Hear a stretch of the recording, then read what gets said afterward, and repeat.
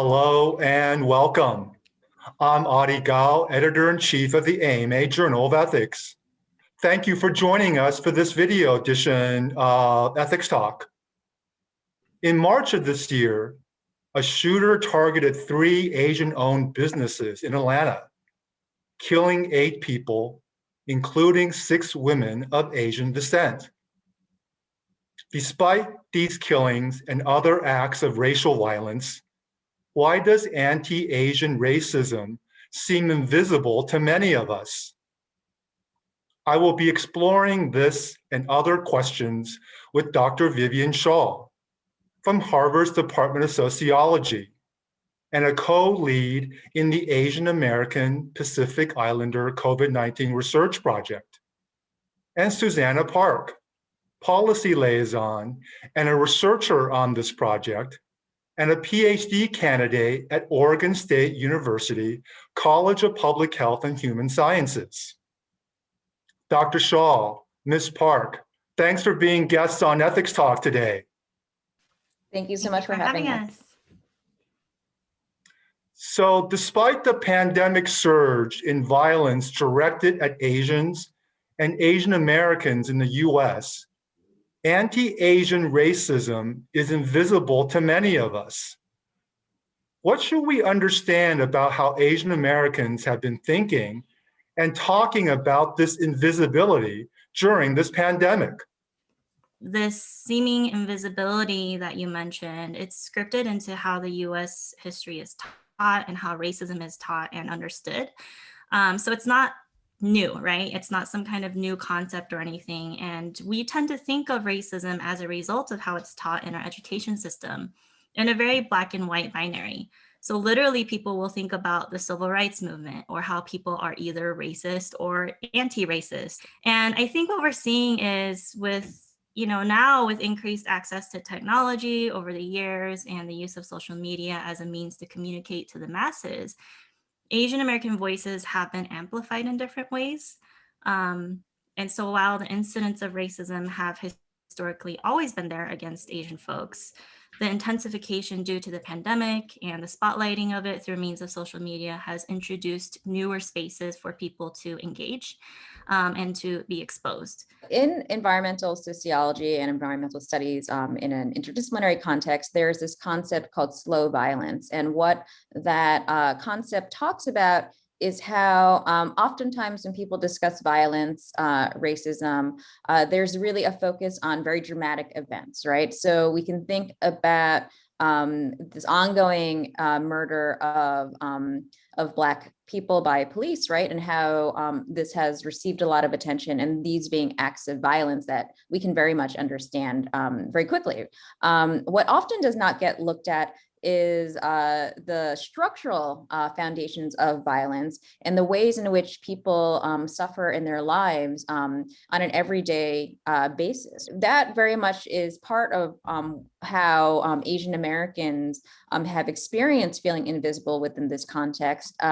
We're seeing right now a lot of attention to these very extreme invisible forms of violence, but some of the deeper structures of how Asian Americans have experienced discrimination and how that takes place not only in terms of stereotypes such as being treated like foreigners, but also really embedded within structural inequality, labor issues, immigration issues, how that has just not really received the kind of attention because it's not necessarily as dramatic in the same way that we can understand things.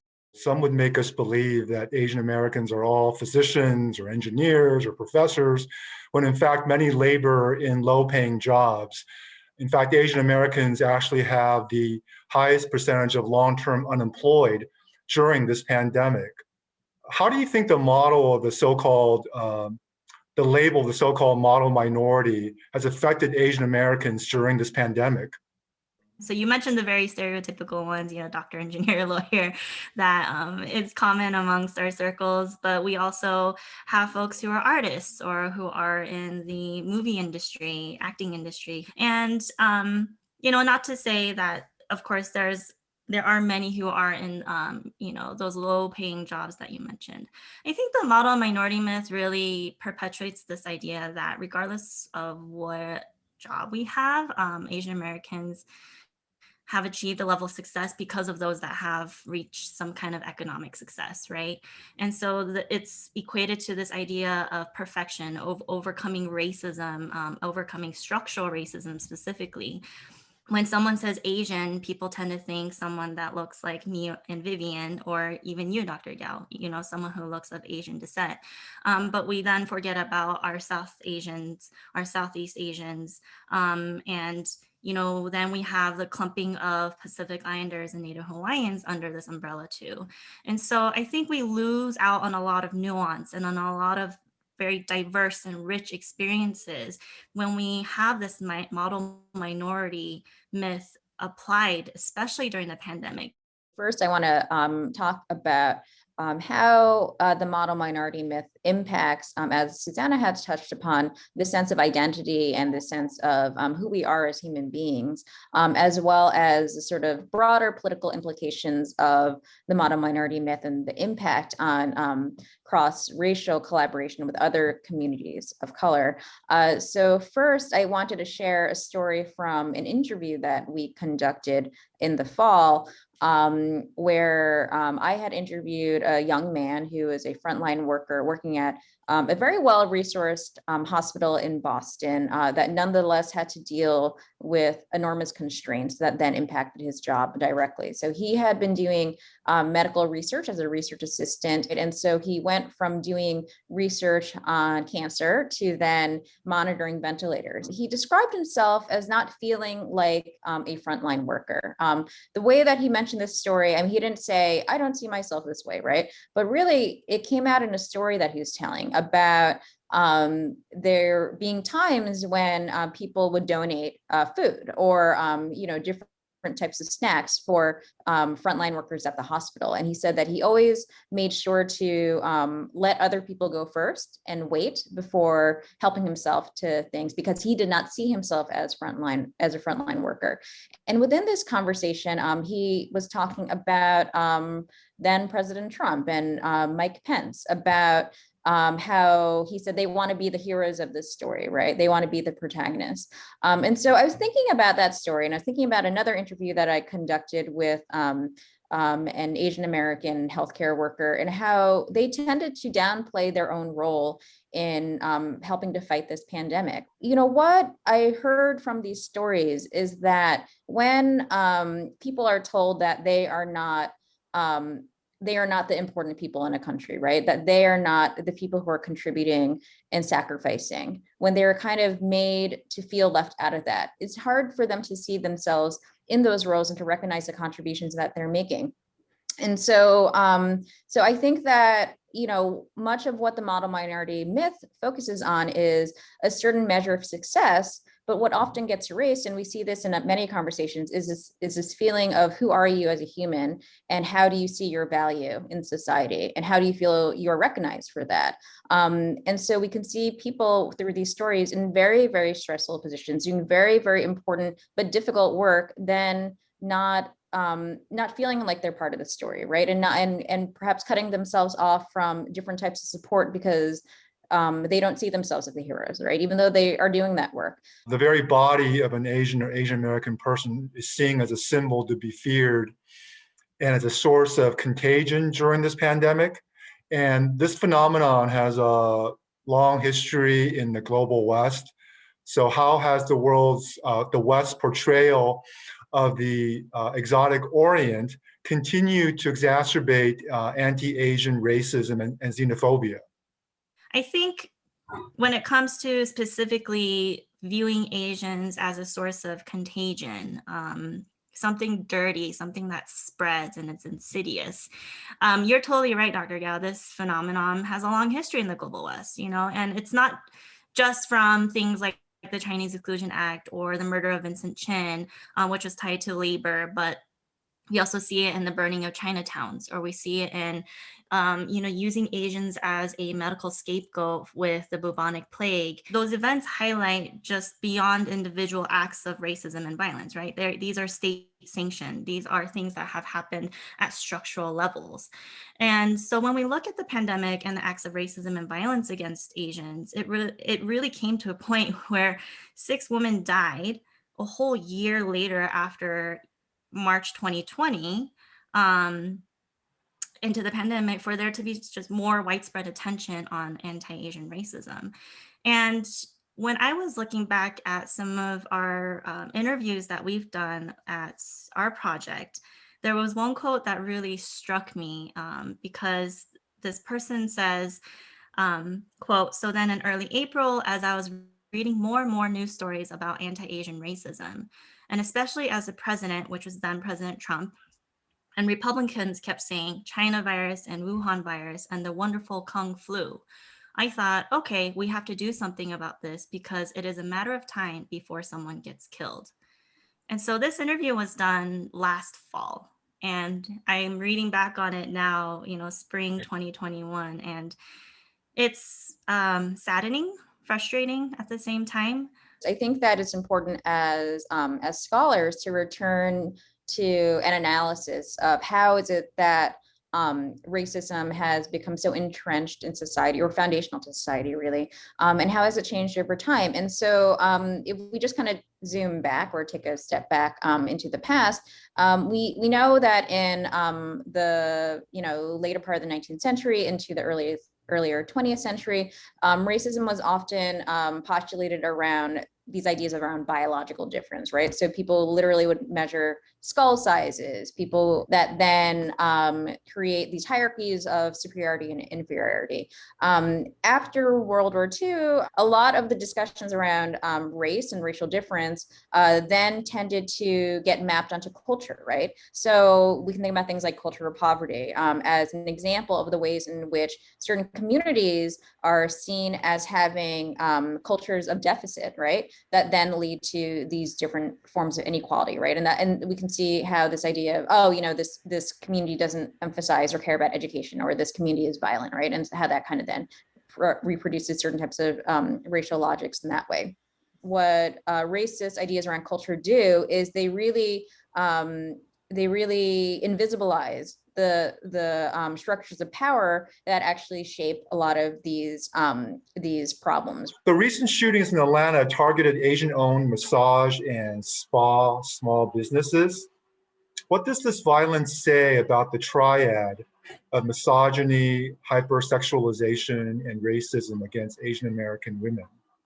When we reflect on the Atlanta shooting, we see white supremacy at play, a white man targeting Asian spas. And then we see the response from the police and saying, oh, he was just having a bad day.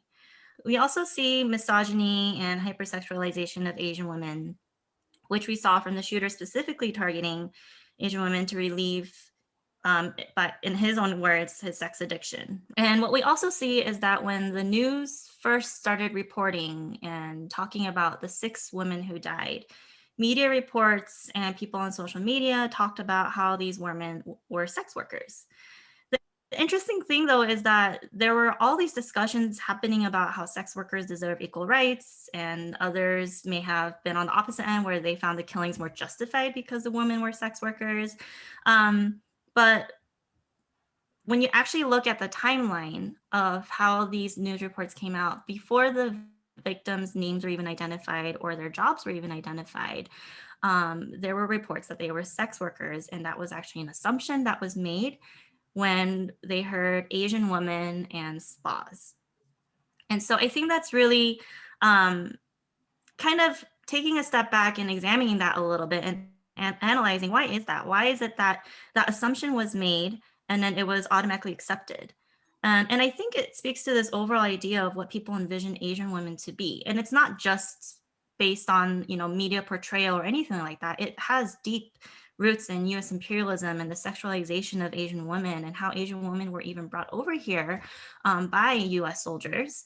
And how society over time has kind of entrenched or ingrained this idea of what it means to be this Oriental, submissive Asian woman that is hypersexualized. And I think back on one of our interviewees whose mother actually worked as an esthetician and owned a massage parlor in New York City. And there was a lot of racist encounters that she had, you know, people joking like, oh, do you give your customers happy endings? And the building owner at that time, he passed away, and then their son took over, and their son embodied very much this racist view towards Asian women. And so he was very horrible towards this interviewee's mother and making racist remarks and being not a very good building owner. And eventually her mom was like, I can't do this anymore. Like, I don't want to do this anymore. And there were some legal things, and she decided to not keep her place open anymore to her patrons, even though her patrons were like, we'll help you with your legal fees, you know, we want you to continue your business. But she was like, I'm just tired. Like, I can't do this anymore. A lot of these media portrayals assume that that Asian women working in certain types of industries are sex workers, right? That they're doing that sex labor, but specifically that they are human trafficking victims, right? And so this is mapped onto Asian immigrant women, and it is very much related to, you know, once again, global structural inequalities and poverty, and how that is, and the kind of pervasiveness of that. But the narratives around human trafficking create a lot of consequences that, you know, many people may not expect to begin with. And here right now, I'm drawing upon the really wonderful and rich work from my colleague Elena Shi, who is an assistant professor at Brown. Her work, she has her expertise is ethnographic work. And so what she has found in her research, looking at massage parlor workers in the US, is that first, many of them are not documented, right? And so, or have precarious citizenship. And by being labeled broadly as human trafficking victims, they have to deal with a lot of police intervention and surveillance. And this has had many devastating consequences. So, you know, police have led numerous raids on Asian massage parlors, and it was worthwhile to note that these are Asian massage parlors and not massage parlors by you know, white immigrants, for instance. And people have died in these raids, right? Because they, you know, some of these workers had to flee the police because they were in fear of being deported or in fear of being put into jail, right? And even though they were not human trafficking victims, they still had to kind of they had to they felt that the potential risk of getting arrested was so great that some of them resorted to things such as jumping out of a window and dying, right, to avoid the police, right? And so so part of the story and, you know, is the story of policing as well, which is also highly gendered. We know that not only Asian women, but many women and many femmes as well, when they, in their encounters with the police, often have to deal with sexual violence. So as I'm hearing you both reflect on the interviews that you've conducted as a part of the Asian American Pacific Islander COVID-19 research project, you've unearthed a lot of important issues and topics. So what do you see as some of the most important neglected topics to promoting Asians and Asian Americans' health, safety, personhood, and citizenship right now? I don't know how familiar folks are with this discussion of data disaggregation for AAPIs that has been happening.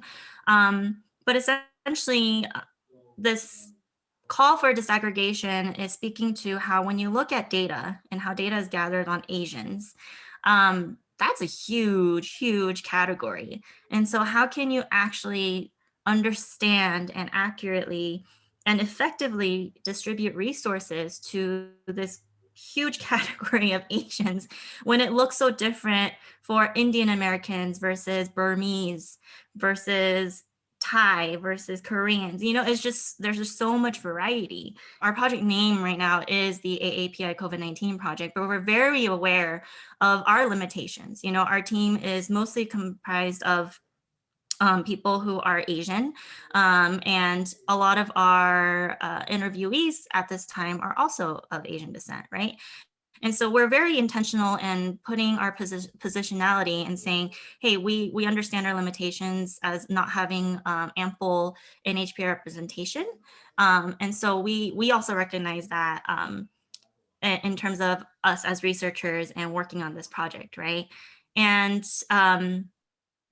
another thing that I'll say is currently there is something called a Unite initiative through the NIH. And their mission is to end structural racism. But then their RFI had actually no mention of Asians, Asian Americans, and Native Hawaiian Pacific Islanders. So they included Black, African American, American Indian, Alaska Native, and Hispanic Latino populations. But AA and NHPRs were actually left out of that description. And so whether this is intentional or not, the exclusion still happened, right? The exclusion of mentioning AA and NHP still happened. And that does us this further disservice to, well, if we're all aiming to end structural racism in this body of research and area of academia, then we have to include everyone, and that includes Asian Americans and NHPIs. Many of us on my team have a political commitment to wanting to uplift and support community-based organizations. But I think even beyond this sort of political standpoint, there is also an importance from a research perspective of why it is very important to collaborate with community-based organizations. So first, these are the organizations that are doing the work. These are the organizations that even before a pandemic or even before a massacre have already been attentive to these issues of structural inequality and have been working with populations. But from a research perspective, why it is so important to have this kind of awareness and a commitment to working with community-based organizations is that researchers often have this bias of researching what is most visible, right? Talking to the people who will speak to us and talking to the people who speak loudest. And this is an issue because there's this kind of confirmation bias where we hear the people who speak loudest and we assume that this is a story. So really, as researchers, we need to go deeper, right? We need to think about the people who often get excluded and make inroads to work with them. But to do so ethically, we need to also collaborate and consult with the organizations and communities that have established these relationships for a much longer period of time. And so trust in collecting research is very, very important. Why I kind of mention this is because I'm thinking about a set of interviews that an undergraduate student who is at Harvard, and she's Laotian, and her family has this kind of background with working with the meatpacking industry in the Midwest. One of the stories that she uncovered was that many of these people, working in the meatpacking industry had experienced tremendous loss of life and community members from COVID, but rather than articulating that as something very upsetting to them, they had normalized it because they had had so much loss that they had come to normalize it. The loss of life had not become this rare event. It had become something that had unfortunately become part of the everyday. And so because of that, we have to, as researchers, to really understand inequality, we have to go beyond the surface and try to find the information that does not always immediately present itself. So with that goal to go beyond the surface and to explore more deeply the rich stories of Asians, Asian Americans, Native Hawaiians, and Pacific Islanders in the US and their experiences, I want to thank Dr. Shaw and Ms. Park for sharing their expertise and insights with our audience today. Dr. Shaw, Ms. Park, thanks again for being guests on Ethics Talk. Thank you so much. Thank you. Thank you. For more COVID ethics resources, please visit the AMA Journal of Ethics at journalofethics.org. Thank you for joining us today. We'll see you next time on Ethics Talk.